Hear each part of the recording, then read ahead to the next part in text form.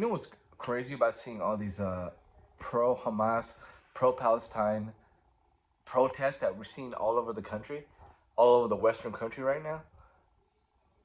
It's that they're cheering on a revolution that rapes, kills, tortures innocent people for no reason. Like, I mean, I get their reason is they're saying that Israel's like occupying their land, but even if that's the case, you don't go after women and children and parade their bodies in the street and celebrate it and teach your kids to celebrate. These videos that came out of this atrocity are the worst human rights abuse, just as bad as the Holocaust, worse, because the Nazis actually tried to hide their stuff. They were celebrated. The bodies of raped women were being celebrated in the streets. Children were kidnapped and abducted, brought back, and were picked on by the Palestinian kids and treated like crap. This wasn't war for the Hamas, on the Hamas-Palestinian side. It was pure, unadulterated enjoyment of violence on the part of Palestinian and Hamas. The response that Israel is having by declaring war on Hamas and doing what they have to do to save the hostages, over 150 hostages in Palestine right now, in Gaza, over 150 hostages.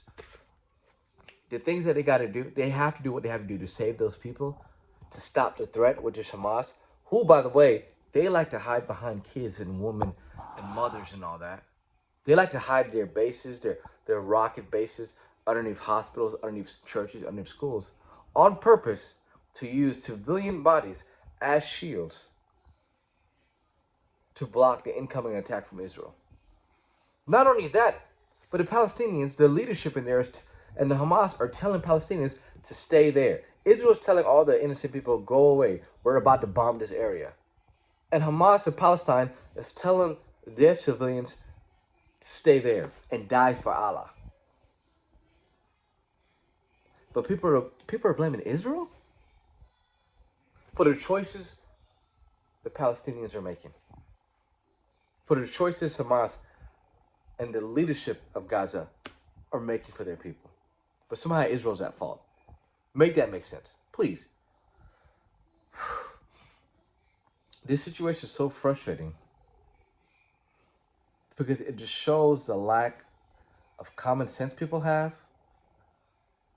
the lack of nuance, of moral nuance people have, the lack of ability of people to think through a subject, to think through a situation.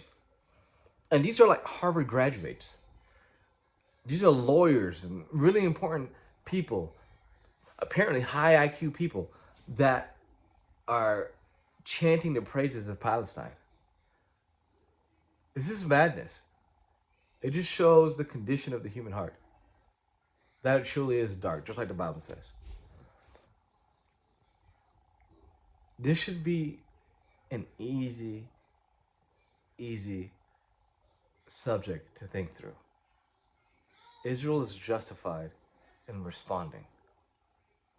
What Hamas did was atrocious. What they did was worse than what Genghis Khan did, or just as bad.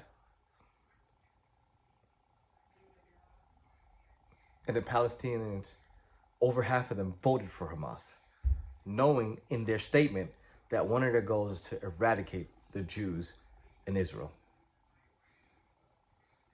Yet we have politicians like Ilhan Omar, Rashida Tlaib, AOC, the idiots, and the Democrats and left-wings who support them anyway. The true Nazis were always on the left.